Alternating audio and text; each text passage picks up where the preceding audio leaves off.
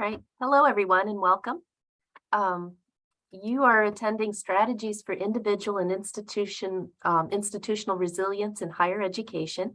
And I'd like to introduce to you our presenter. And this is Dr. Christina Sachs, and she serves as the Provost and Vice President for Academic and Student Affairs at Maryland University of Integrative Health. She has over 30 years of higher education experience as an administrator and faculty member, following a career as a research scientist at the National Institutes of Health. She is nationally recognized expert in online education, was the co-founding director of FIPSE-funded Quality Matters program, and has received numerous national awards. Dr. Sachs holds a PhD in human genetics from the Medical College of Virginia and a BS in microbiology from the University of Rochester. Welcome, Dr. Sachs. Thank you, Isabel, for that introduction, and hello, everybody. Good afternoon. I assume you're on the East Coast. If you're on the West Coast, if MOL is reaching that far with their webinars, welcome to folks from the West Coast. I'm happy to be here today to talk a little bit about some strategies that hopefully we can all use to continue to make it through these times that we're in today. Just to give you a little idea of where we're headed today, I'm first going to talk a little bit about dimensions of well-being, a little bit about stress. I know you don't need to know a lot about stress because you're experiencing it every day. But then we'll talk about the antidote for stress, resilience, a little bit then on then some very practical tips on making a resilience plan and some strategies to build resilience. And as we go through all of this, we're going to have two perspectives, some dual perspectives going here. We're going to be talking about you as individuals, but then also looking at all these concepts in the context of your organization, whether it's your unit or your division or your whole university. I'd like you to think about these concepts at all these different levels because they are interacting. And as I said, not just thinking about you and your role, but thinking about the others that you work with, those who report to you, those that you report to, your colleagues, your collaborators, both internally and externally.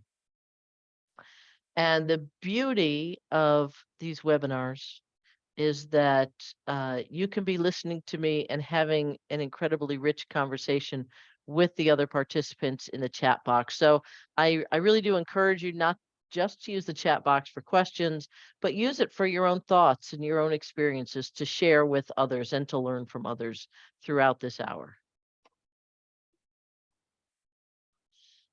So before we get started, let's just talk a little bit about some of the big picture words that I'm sure you've heard a lot about in the last couple of years, and increasingly so, and how they're related to one another before we get into some of the details.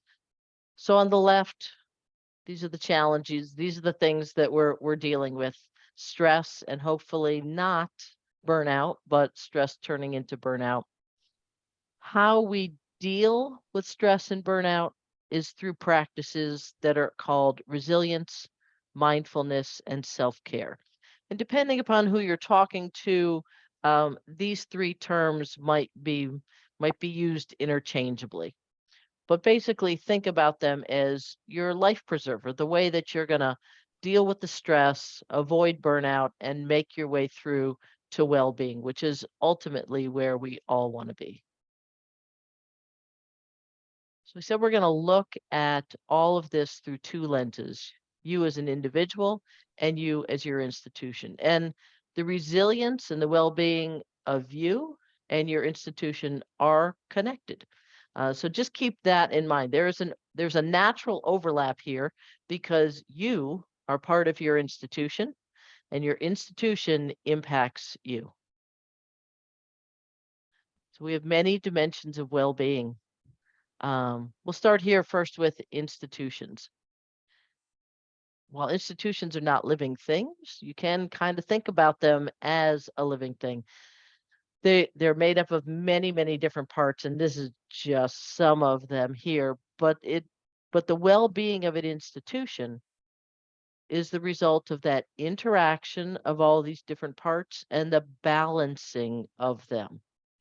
I'm not going to list all these, but I think what I'd like to really point out here is in that lower left corner, people are a part of institutional well-being. And that's where we find that overlap between institutional and individual resilience. For you as individuals, there's many different dimensions that impact your well-being. These are the dimensions that we want to keep in mind, that we want to cultivate, that we want to nurture in different ways. And when they're all optimal and when they're balanced against each other, that's when we have a really good sense of well-being and a really good actual well-being. And what's stronger for some people is going to be not quite so strong for other people. You may have a different emphasis than others.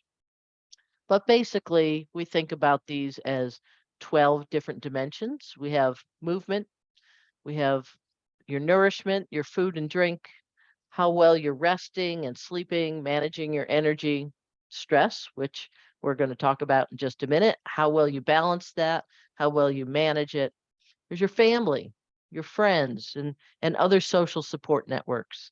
If you have a partner or significant other, bottom line is those 3 blocks, it's all about other people, being connected to other people, a higher order purpose in what you do every day, seeing a connection to other organizations, other social organizations or causes or spirituality. There's growth. You growing as an individual, you growing as a professional. And this is just plain old fun, downtime, fun, leisure recreation. Don't forget about your physical environment, not just your house, but right outside your door, your community, your state, where you're living, the weather, all of that impacts your well-being. And then there's the catch-all. Everybody's got something unique that impacts their well-being. So we call that individualized dimensions. Lots of times you'll see this represented as what's called a wellness wheel. Google wellness wheel, and you will find a bajillion of them out there with basically variations on this theme. So let's talk a little bit about stress. We'll get the bad stuff out of the way early, okay?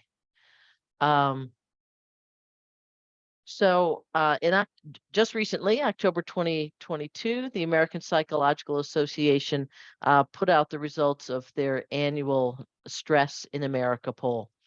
And I don't think you'll be surprised by these results based on what you are experiencing, based on what you see others experiencing and what you hear in the news. And the quote here from the report is that there's a battered American psyche, that Americans are facing a barrage of external stressors that are mostly out of their personal control. And that's largely what causes stress, is when there's things happening that you cannot control, that you cannot mitigate, but they are impacting you. A very striking statistic here is that over a quarter of Americans surveyed report that most days they are so stressed that they cannot function. And I think that over the last 2.5 years, many of us can relate to that statistic. And certainly so many stressors. 4 major stressors, 83% of those surveyed stressed by inflation, economic conditions, violence and crime, the current political climate, and the racial climate. I don't think you will find any of these surprising, but I was very surprised by these statistics. And then there's stress in higher ed. We're our own unique industry, our own unique animal, and we have our own unique stressors. We're facing many of the same things that other industries are facing.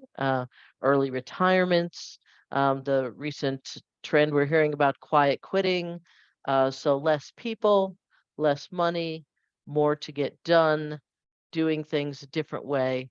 An EDUCAUSE poll in 2021 of higher ed professionals indicated that 76% reported an increase in their workplace stress since the beginning of the pandemic. I am sure that all of you feel the same way, and that of the many things on these two graphs, that you can identify with many of them. The top two on these graphs is additional responsibilities or increased workload. I'm sure all of you have experienced that. And then on the right-hand graph, I have had more difficulty concentrating while working on tasks, and that is an indication of stress. That's a symptom of stress. And so we have the cause on the left, the increased workload, and the result, difficulty concentrating and while working on tasks. So your everyday pressures, every single one of us is dealing with these pressures in different ways. Maybe they're slightly different. The emphasis is a little different at each place, but we're all dealing with these pressures. Time, resources, money, workload, everyone's health and wellness, more so than usual, and our ability to balance all of this. And this is impacting everybody at your institutions. It's not just us. It is students, it's faculty, staff, administrators, it's your alumni, and it's your partners outside your institution. And these factors are impacting individuals. They're impacting interactions between individuals. So interactions between faculty and students, interactions between you and faculty, interactions between senior administration and students. Every single interaction is being impacted by these pressures, and that in turn impacts your institution, which then in turn impacts you again. So let's talk a little bit about stress. So I think you know stress when you feel it, you know stress when you see it. But basically, let's think about it as a strain or a tension. And that can take a variety of forms. It might be physical, it might be mental, it might be emotional. And it's really a feeling that you experience when you're perceiving that the demands upon you are exceeding your resources. And demands come in a variety of forms. At work, there's much to do. There are faculty that need to be supported. There are students that have concerns, but then you also have demands on your personal time.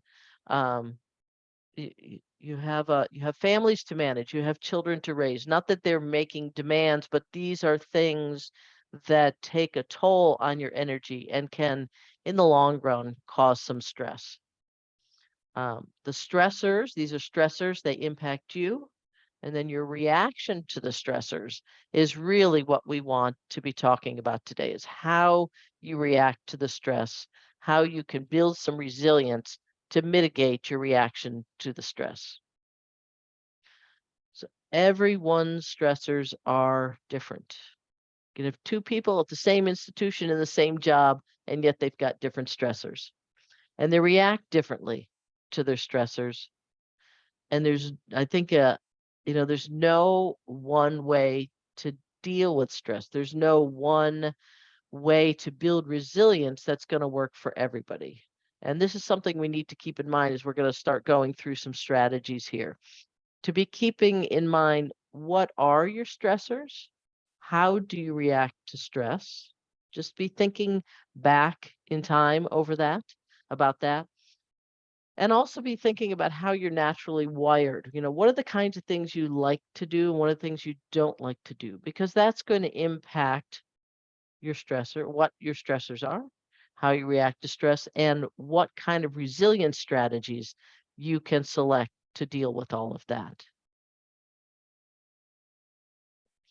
Okay, there's a lot on this slide, and I'm sorry if it causes you stress. It's not intended to do that. So whoops, sorry, folks. Let me go back.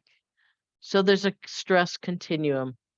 We all experience stress on a daily basis, and in somewhat typical times, whatever those are now, most stress is situational. It comes and it goes. Sometimes though, we've got chronic chronic strain, something that lasts for a very long time, like a pandemic. That's chronic strain. And then the point that we don't want to get to, the opposite end of the spectrum, is burnout, where you're just so depleted on your energy levels. You have distanced yourself from so many things, from your job, in some cases from your social community, from family. Um, you that you reach the point of burnout, and that we don't want to get there. So that's why we really want to be focusing here on resilience. We want to help you maintain good professional efficacy, great focus, continued job satisfaction. We don't want you to check out. We really want you to stay engaged and stay fulfilled and stay impactful in your roles. Um, Three types of burnout I want to just point out very quickly so that you're aware of it, not just for yourself, but for others that you work with, others that are in your family. So we've got in the middle here, we've got the classic one. People are very frantic, they're frenetic, they got a lot to do, they're working harder and harder and harder, trying to take care of stuff. Everybody knows that. There's also wear out, brown out, burnout. And that's when someone just has so much to do that they're just they just give up. It's like, okay, I just can't do all this. And I'm sure you've seen that in others. I hope you haven't experienced that too much yourself. But then there's another one that I learned about in the last year or so that did not occur to me. And that's the under challenged burnout. So this is somebody who actually has very low stress, but it's the opposite effect. Their work is so unrewarding and so unchallenging that they're burned out in the job and they've checked out. And so I ask you to think about, not just for yourself, but those around you, to watch for those people that have or are checking out. They may be in that brownout stage, or they may be in that unchallenged burnout stage. Stress has a lot of impacts on us, a lot of physical impacts, a lot of cognitive impacts, a lot of emotional and mental health impacts. A lot of relationship impacts. I'm sure you know of many of these, and this is what we want to avoid. I also want to point out something about the impact of stress on your performance, especially at work. One of my new favorite terms in the last year and a half is the zone of delusion. And this is where we have um, we're working optimal performance is where we're challenged just enough. We've got just enough pressure that we're rising to the occasion. We're in that ideal zone and we're really churning it out. We're doing a great job. We're very successful. We're fulfilled. We're making an impact. And yet we're very challenged while doing that. But then we get to a point where we may be working so hard that we think we are doing a great job and we're making a great impact and we're performing really high, but in fact we're not, and we don't realize that we've gone beyond the ideal zone, and we just keep working harder and harder, and actually we're making less and less of an impact. We want to build strategies for resilience to keep you at that optimal performance and not to go over the edge of that hill.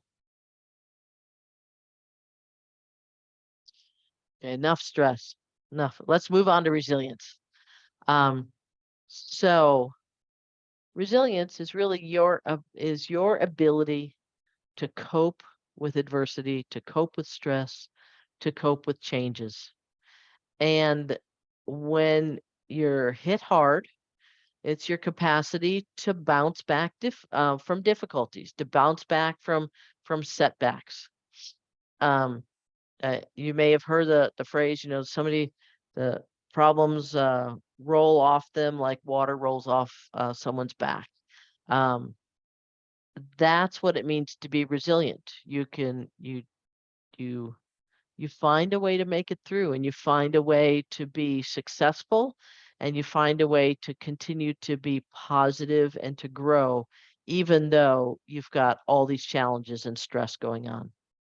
There's a spectrum, just like there's a stress spectrum, there's a resilience spectrum.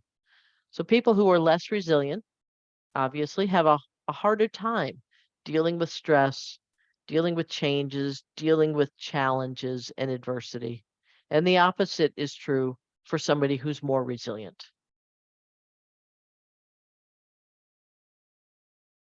Resilient people. I'll just read you this quote from Psychology Today because I think it really sums things up. Resilient people do not let adversity define them. They find resilience by moving towards a goal that's beyond themselves, transcending pain and grief by perceiving bad times as a temporary state of affairs. So you find a point on the horizon and you're moving towards that, knowing that you're going to get through the current circumstances. You might not know quite how, but you know that you're going to get through them. And that's resilience, your ability to just keep moving while you may be experiencing this, you do experiencing it, but you know that you're going to get to that point on the horizon. So we need to think about resilience from a holistic standpoint. There's many different dimensions here of you that help you to be resilient. So there's a cognitive dimension, and that's how you interpret events, how you interpret stressors, whether you see them as negative or positive. There's behavioral aspect to resilience. Your ability to be persistent and to endure some challenges while continuing to move forward. There's a motivational aspect, and that's your sense of a bigger purpose and a commitment. That may be your life purpose. That may be a purpose that you've committed to as part of an organization. That may be your family. It's what is your purpose? And their purpose changes over time. So it's okay if that happens. There's also an existential aspect to resilience, your sense of it's not just your life purpose, but a larger purpose and meaning in human life. And it is during the times like we've been going through in the last couple of years that many people are struggling. There's also a relational aspect to resilience, and that's your sense of connectedness to others. Um, and whether you don't feel yourself, you may not have a lot of connections. You're engaging in activities with others. You may be volunteering. There's a sense of altruism. And then there's an emotional component to resilience, and that's your ability to tolerate negative emotions. You know that when there's rejection, you're able to handle it, that you're able to maintain confidence and hopefulness. While you may be surrounded by a lot of negativity, you're able to keep buoyed by your own positive attitude and outlook on life. So with that in mind, what does a resilient individual look like? We're going to start looking here at individuals and institutions. So a resilient individual is generally somebody who is self-aware. They know their stressors, they know what they can do, what they can't do. Um, They engage in self-care habits. They're mindful. When they need help, they reach out for it. They know their boundaries, which means that they know what they can't do and they know when to say no. Um, they consider the perspectives of other people. And so that really helps um, with resilience, with being able to deal with stress, because you recognize that there are many different ways to do things. It doesn't have to be just one way. And that also feeds into and overlaps this practicing acceptance. It doesn't have to be a particular way. There's a lot of options for how the world works, for how you deal with stress. Resilient people also recognize they don't have all the answers and they're comfortable with that. And another way to look at this is these are people that are comfortable working and living in the gray zone. Um, Individuals who are not comfortable working in the gray zone really have a tough time with resilience. That you're willing to sit in silence is a really big piece of resilience, because when you're silent, all the thoughts come, and you can be reflective on what's going on, what's not going on, and how you are reacting to everything, and how you can, how you might be able to change some of how you're reacting. And another big piece is to keep a supportive community. That goes along with, in the previous slide, we talked about being able to deal with negativity around you. So keeping yourself surrounded by people who are positive and who are positive about you. That's a really big factor. So individuals who are resilient in general exhibit all of these traits or these practices. Let's go to a different level. There's you as an institution. Institutions are kind of a living thing, and they too can be resilient. And resilient institutions basically are ones that display these 6 attributes. One is that they have an anchor to purpose. If you remember from the previous slide, we talked about purpose a lot when it came to a holistic view of individual resilience. Resilient institutions anticipate change. They're ready for change and they can adapt to it better. They also create a space for innovation, for creativity and innovation. They empower the people who are part of the institution. They promote transparency and they celebrate wins, whether they're big or very, very, very teeny. And a big piece of celebrating wins is being grateful to others and expressing that.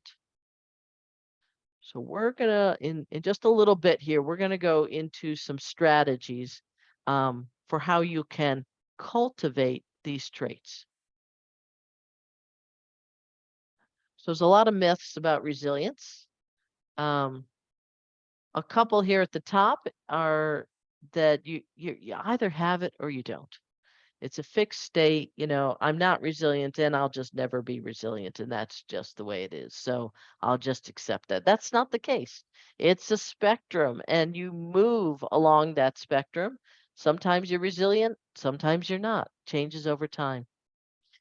Um, uh, Another myth is that resilience is all about managing negative emotions. That's certainly one piece of it, but that's not all of it. That's just one small piece. And as I said earlier, there's no one way to be resilient or to build resilience. As diverse as all of us are, there's that many different ways to build resiliency. Some more myths are that resilient people do not have problems, stress, or difficult emotions. That is just, I can't think of anybody who doesn't have a problem, a stress, or difficult emotions. That's not the case. Another myth, they don't let things bother them. Not the case. that they just gut it through. They power through stress and illness, and they're so tough and so self-reliant that they don't need help or other people. These are the big myths. And these myths are important to be aware of because it it it can affect how you approach the concept of resilience, how you approach trying to deal with stress. So if you think resilient people just power through it and don't need help from anybody, and you take that approach, that's really not going to help you deal with stress. You need some better strategies than that. So don't do these things. That's the bottom line. So take a few moments as we're going to go through some strategies here to reflect on a time when you faced adversity or a challenging time at work. I know everybody's going to jump to the pandemic, but try to think of another one, okay? I'm sure there's other ones. Think about how you overcame that time and what did that experience teach you? We're going to start talking about strategies now and what you experienced in the past and how you overcame it and what you learned from that can help point you towards strategies that can work really well for you and keep you away from spending time on strategies that probably are not gonna fit for you. And again, feel free to share with everybody and to learn from others in the chat box. All right. So hopefully after today, you're gonna make a resilience plan for yourself. So let's talk a little bit about how to approach that before we talk about strategies. So becoming more resilient, that's what this slide really should say, is becoming more resilient, um, takes time and patience and intentionality and practice. It's not something you're going to just say tomorrow. Okay, today I am going to be more resilient. And then that's it. You've flipped a switch, and forevermore you will be so much more resilient. It takes a little bit of work. It's not hard work, but it takes a little bit of work. So, um, some things to keep in mind here as you start this journey. Be intentional about it. You're making a decision, you're making a choice here, and really commit to that. Doesn't have to be a lot of work, but commit to it. Be realistic and practical about what you want to do and about how you're going to go about it. Be patient and flexible with yourself. It may take you a little while to figure out what works for you. There's going to be days when you don't do a practice. There's maybe weeks when you don't do a practice, but again, just cut yourself some slack.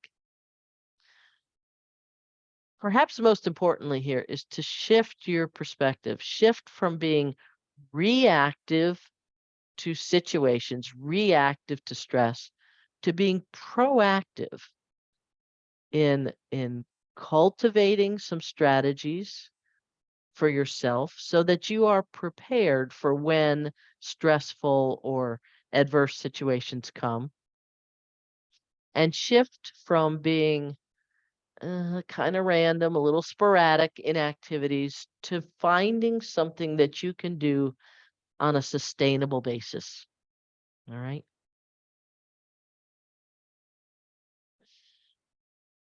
You want, as we go through strategies, I'm going to really ask you to think about, does this fit with me? Do I think I'll stick with this? Is this how I'm wired? Can I sustain this? You want to align, you want to find the perfect alignment between the things that stress you, the strategies that can help you, and who you are. You don't want to create more stress by selecting some strategies that just don't match you. So, for example, um, for years, I've had some friends who've said, yeah, you should come running with us. Okay, that's just not me. I'm not a runner. I've never been a runner. That's not me. But hiking, I could do that. I like that. I could do that for a long time. There are some people that love to go shopping, and that's a stress release for them. I hate to shop, but give me a shovel and a hole to dig, and I just get so grounded and de-stressed. It's amazing. So you want to pick stuff that matches who you are. And you also have to be practical and think about how much time you have. So if you don't have that much more time to fit something new into your day, just pick one or two small things that will only take a few minutes. Just a few minutes will help. You don't have to spend an hour or 2 hours a day working on resilience. You can achieve greater resilience with just a little bit of time and just a little bit of effort.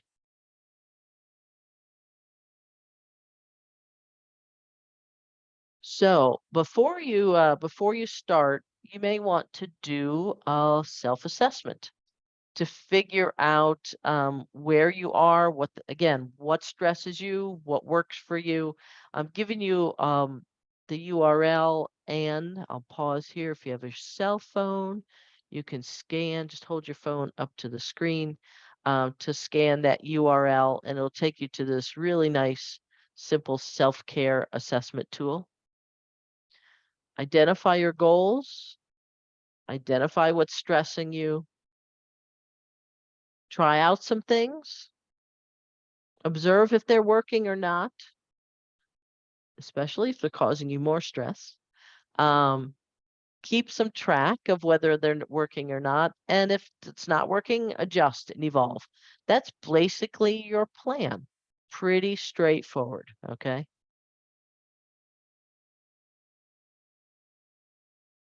Okay, so now let's talk about strategies to build resilience.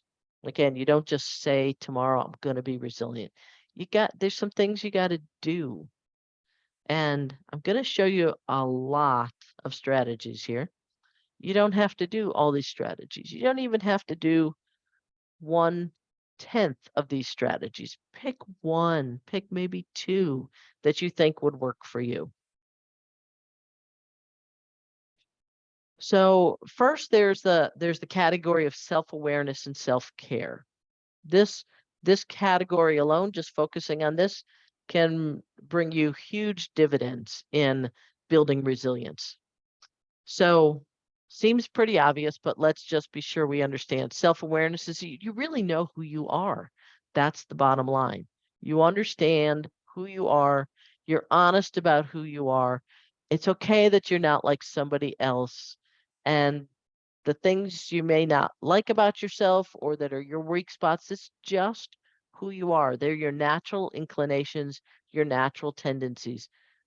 Understanding that will really help you moving forward. Self-care is then being very proactive about taking care of you, your physical needs, your behavior, your thoughts, your attitudes, your emotional well-being in the context of knowing who you are. So some strategies that can help you cultivate self-awareness and self-care. Self-awareness is going to help you know when to say no. It's going to help you know that this particular situation, this particular project is probably going to be okay for me. This other project is really going to be a big stressor for me. It's self-awareness is going to help you know that going into a particular meeting with a student, you've got it, or that it's really going to be incredibly stressful for you. So these are some strategies that can help you build resilience in this domain of self-awareness and self-care. A lot of them you will be very familiar with, eating well, exercising, sleeping, managing your stress. But then there's some that maybe you're not that familiar with. So cultivating personal growth, choosing something new that you'd like to learn about that for no reason, for no particular purpose. It's not that you're going to use it in any particular way. Might be just more that you like to read mystery books as I do, and that's what you do. A really impactful strategy is making time for quiet reflection, and that's something different for everybody. It could mean meditating. Doesn't have to be meditating for 2 hours a day. It could be for 5 minutes. Could be yoga, which I know is very popular with a lot of people. It might be taking a walk, could be in nature, could be around the block. But that simple, quiet act quiets your mind and gives you time to reflect.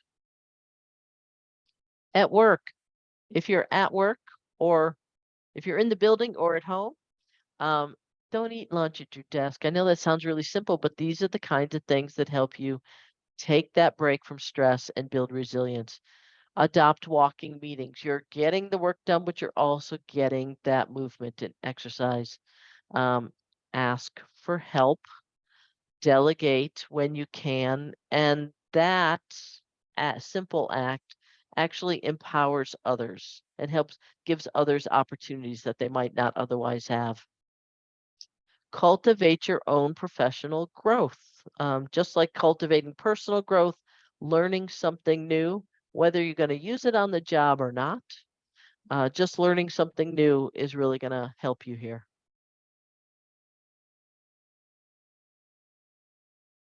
Okay, now we move on to the area of attention, focus, and mindfulness. These are three very different things, but when they're combined, you you've probably heard of the flow state, like I'm in the flow. I'm just like all the cylinders are firing.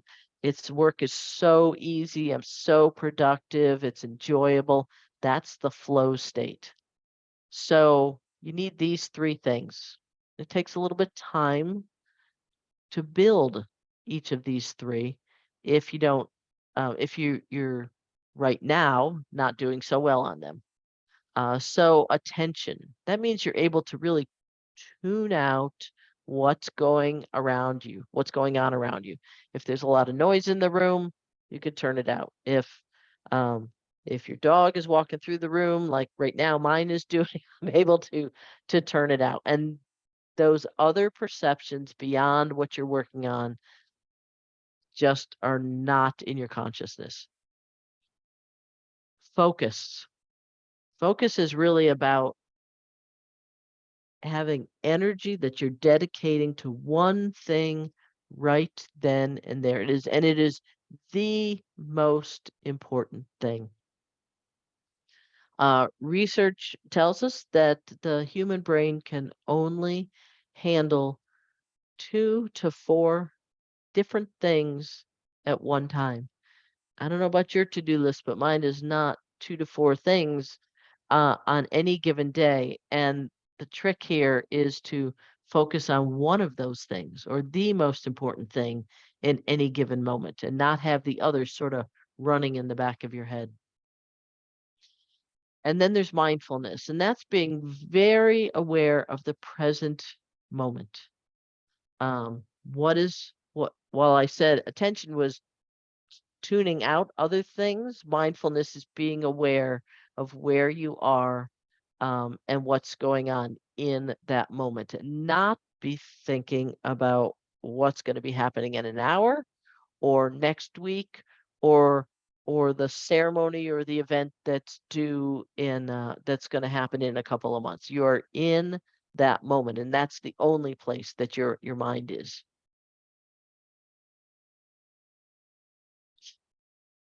Lot of different strategies here that you can try.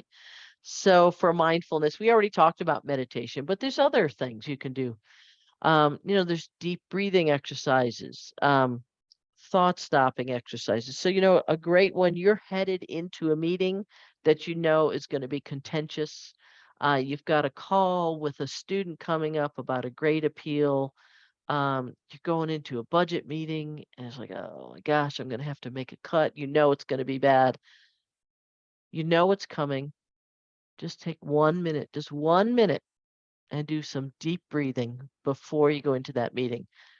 That helps tremendously to get you grounded and build some resilience for that next hour, for that conversation that's going to be very difficult.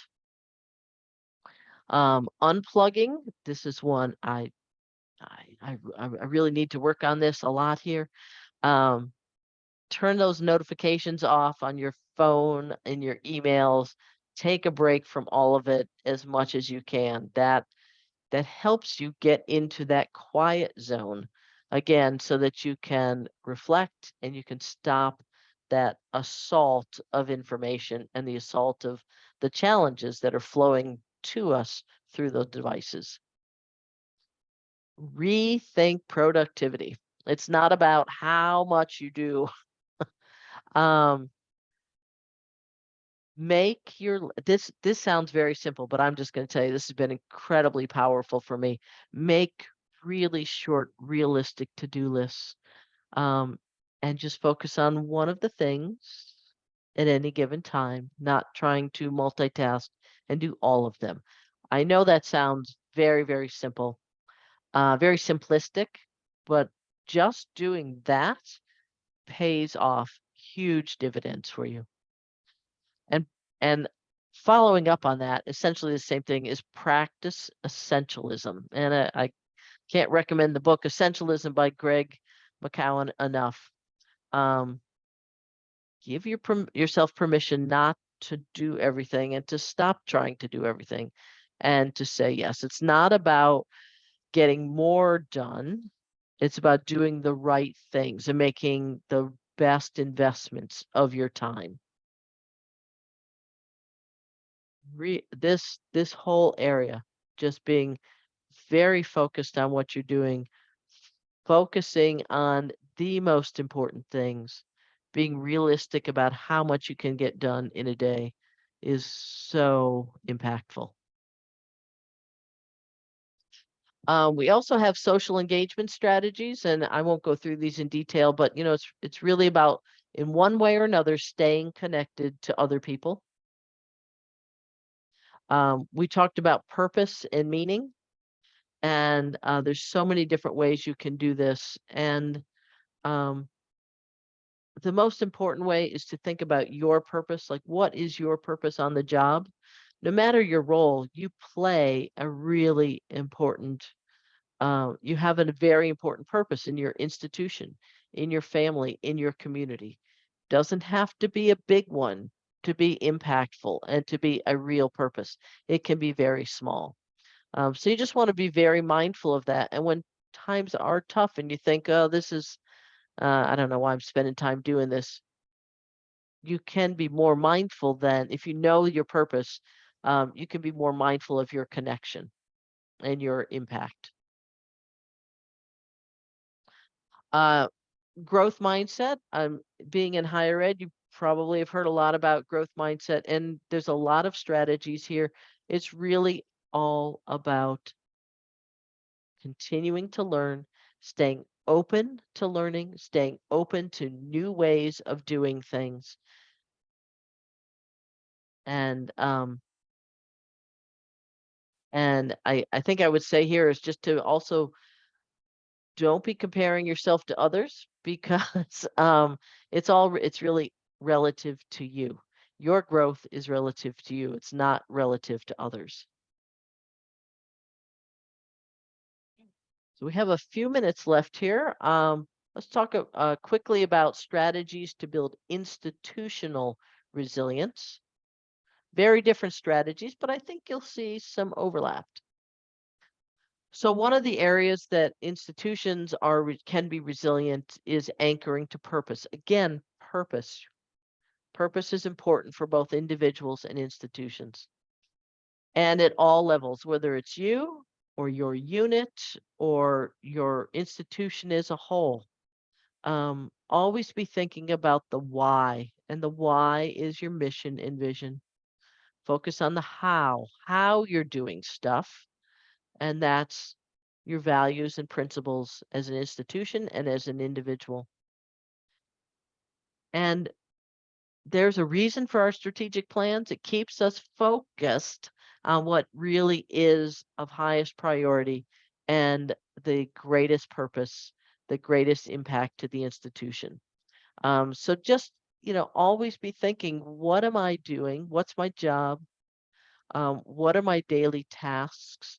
When I have to choose between different activities, when I have to choose between what we spend our budget on, this is your guidepost that can help you build institutional resilience. You're just always coming back to that touchstone of purpose, mission, of how your values and principles. And again, I'm going to ask you to think micro and think macro. Your purpose, your institutional purpose, your task can be very small, but make a huge impact for the institution. And don't minimize the impact just because it may be a small thing that not many people are aware of. Anticipating change is another institutional strategy for resilience. So developing institutional muscle memory for preparedness, just always identifying, assessing potential risks, potential changes internally and externally, that ongoing scanning.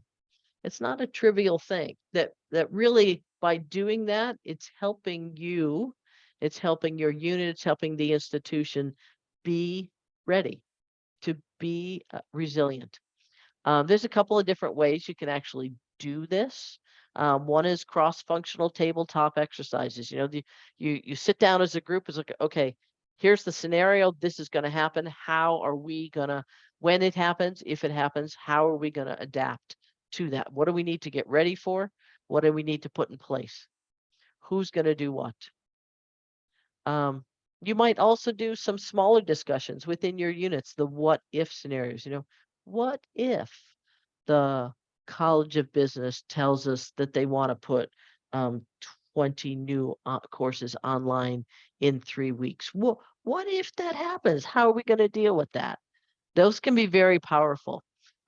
While nothing concrete may immediately come out of this, it gets you in the right mindset of thinking about preparedness, being ready to adapt.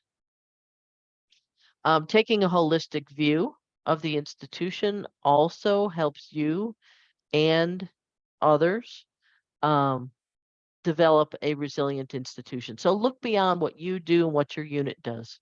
Really understand what other units do, what other people do, and how all of that is connected, and being aware of the capabilities, the constraints, and the trends in other areas of the institution. That holistic view can help you when changes come because you are aware of what's going on, of what the connections are, and who can help and who you can help. And we all know the stress that happens when somebody's out for a long time, or when we've got a position opening and we're having a tough time filling it quickly. So fill those gaps in advance. Thinking about that strategically now helps you build resilience as an institution and for you as an individual in one of those affected units. Cross training, triaging, what can wait, if that happens, what we need to proceed with, succession planning, all of that. Creating a space for innovation is another strategy. And so, just setting a mindset of we're going to think about what inspires us, about what we want to be on a bigger level, both small and large. Recognizing that innovation is relative. What we may do here may seem small to others, but it's a big thing for us. Same thing that we talked about for preparedness is that cultivating innovation muscle memory. So going through different activities that just get you used to thinking about things in a very different, very creative way, even if you're not expecting anything to actually come from it. It's just that exercise, you're practicing that innovation mindset. And cultivating agility is certainly something that can help us all just on an ongoing basis. being aware of what your degrees of freedom are and what your barriers to change are. Empowering the people, so important.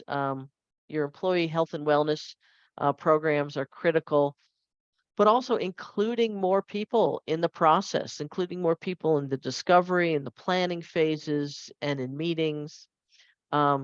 Seeing the delegation of activities to others and to you as new opportunities, not just more work. That's a resilient strategy. And having a focus on progress and forward momentum, on learning and growth, and not so much on perfection really helps the individuals in the institution. And transparency. This is really about communication. We all know the importance of communication. The reason for this is that it reduces the unknowns and helps individuals and units prepare.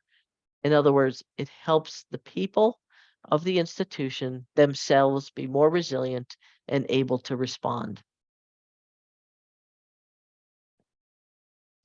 So I think I've rushed through a few things at the end.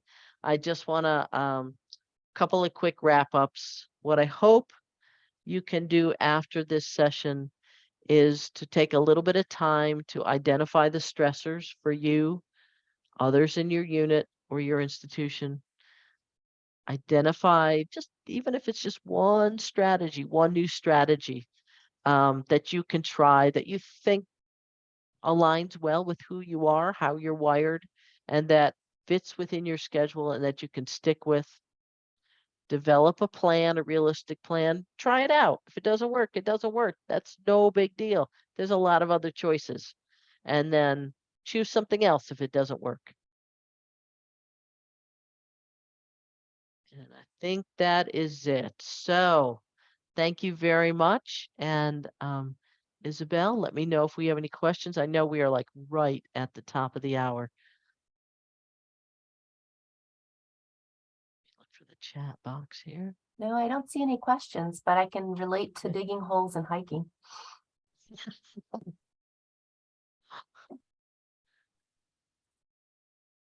Okay, I want to thank everybody for coming today. Just by coming today, you've already taken a step and made a commitment to your own well-being, your own resilience.